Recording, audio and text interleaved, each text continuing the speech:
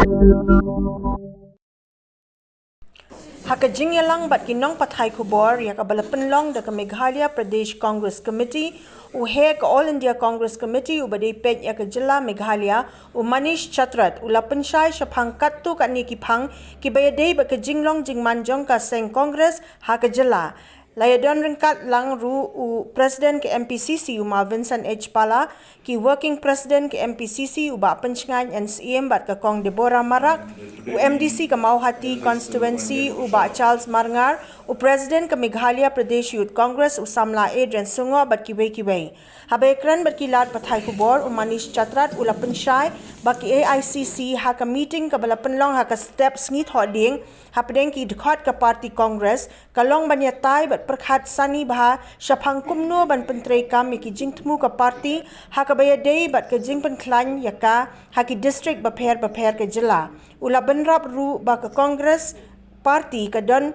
laki jong ki strategi ne rukam treikam ki ba kathmu ba on la ban pentrei kam ban penkhim bat ru wat ban penjob ya ka seng haki bun ki seat haka assembly election ka ban long house nem ar phulai u President ke MPCC haba pynshai shaphang ke kabanjai ka seng Congress kaban hap ban yele persha ru ya ka parti AITC haka election ka yeng dorbar thawan ke jylla house nem ar phulai ula ong ba ka seng Congress ka buram ya baro ki seng sain perthei ki bedon laki jong ki an penyat seng shushu ula ong ru baya ka jingjob jong kanu ka seng on satip tang hadin ka jingjit nong mikmat shaka dorbar thawan ke jylla house nem ubanwan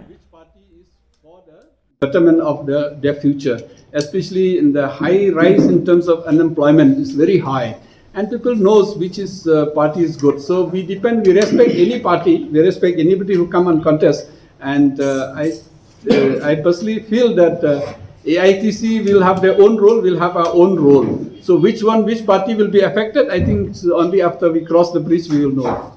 Sir, it's true whatever you said. With you, because in between so many, like our spokesperson Kongam Kren and many other left us.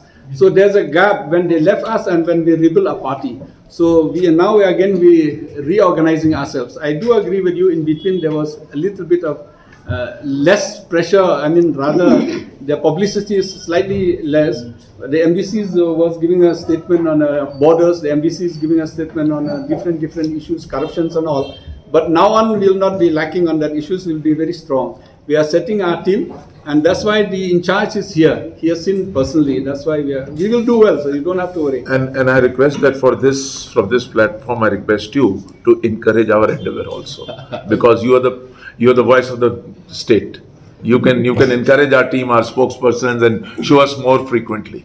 Will there be any recall arrangement with like-minded parties? Because it's a reality that nobody is going to get absolute majority.